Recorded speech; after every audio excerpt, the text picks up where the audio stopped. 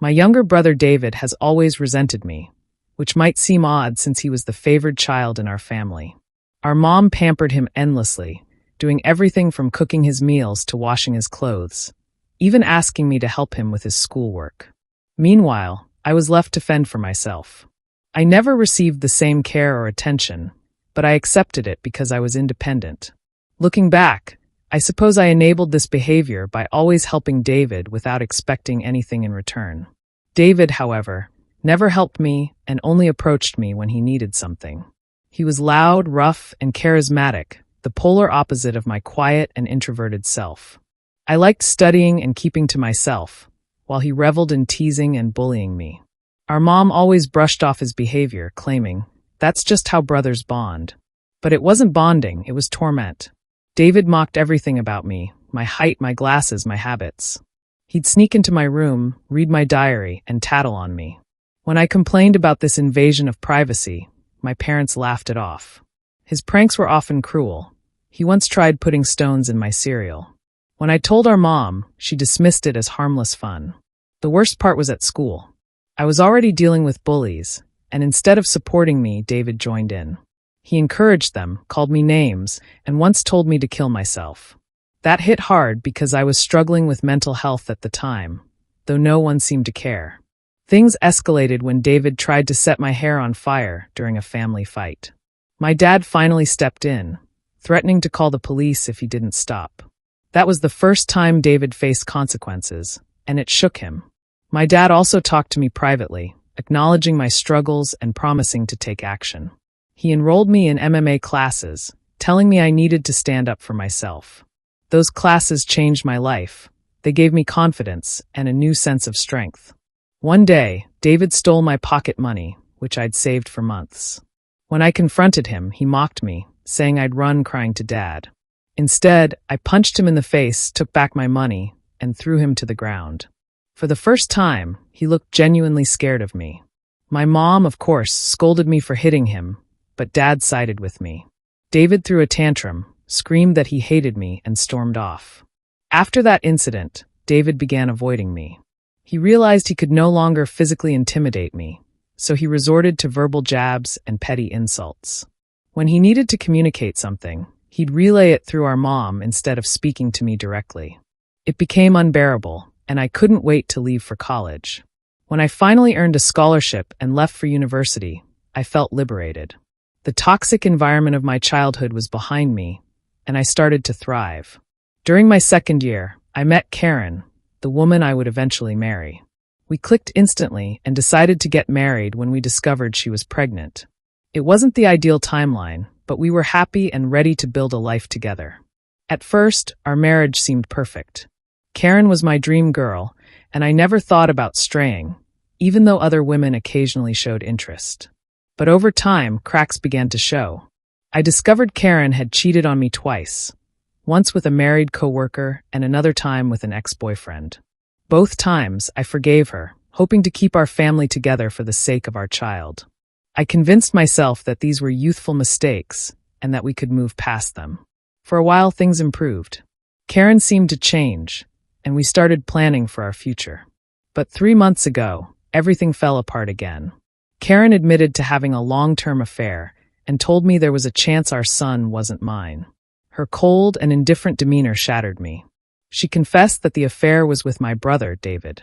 Karen explained how it started years ago, during a holiday when she spent time with my family. David had charmed her with his vulnerability after a breakup. What began as harmless flirting escalated into a full-blown affair.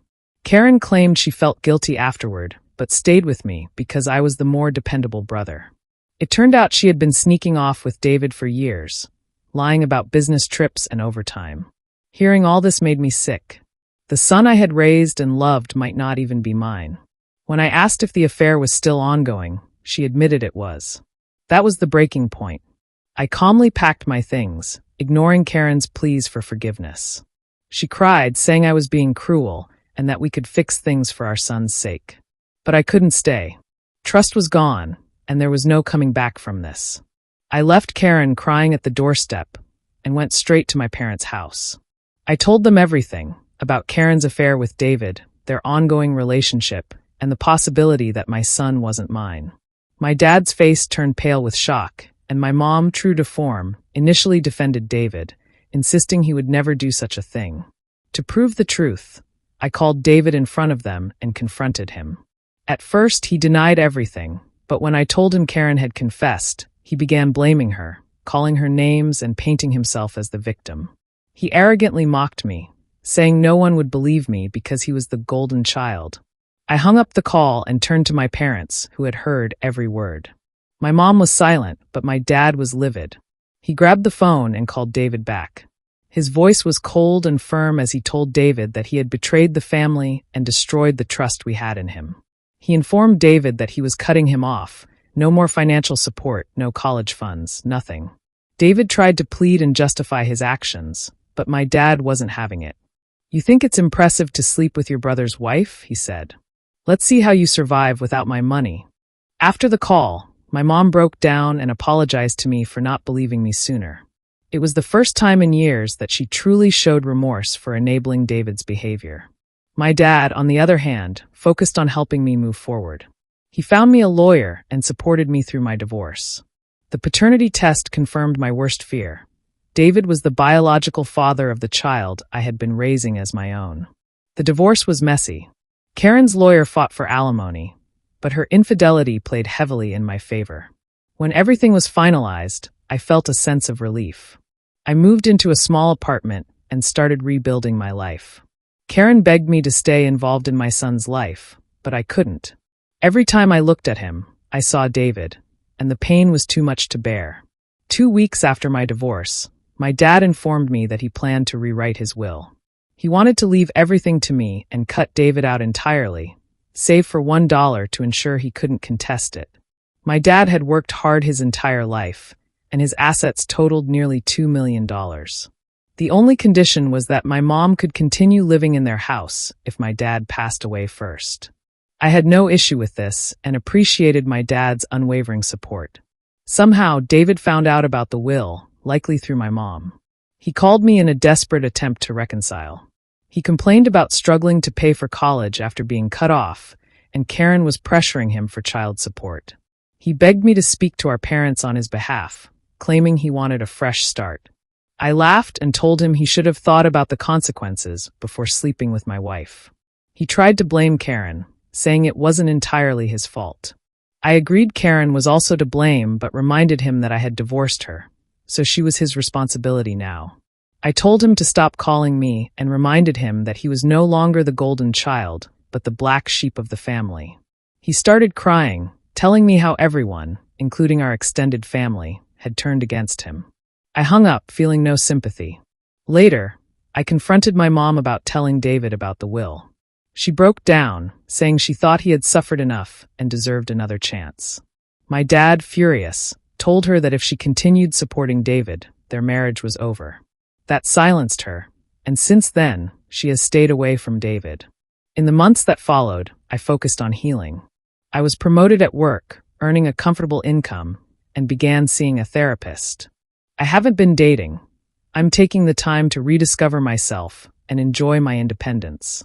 As for David and Karen, I've heard through relatives that they are now living together and raising their son. David works part-time as a mechanic, having dropped out of college. It seems fitting that they're stuck with each other, both reaping the consequences of their actions. Life has been peaceful for me, and I plan to keep it that way. My parents and I have grown closer, and I'm grateful for my dad's support. I've learned that some relationships, even with family, aren't worth saving. Moving forward, I'm focused on building a life free of toxicity and betrayal. This chapter is closed, and I'm ready for a fresh start.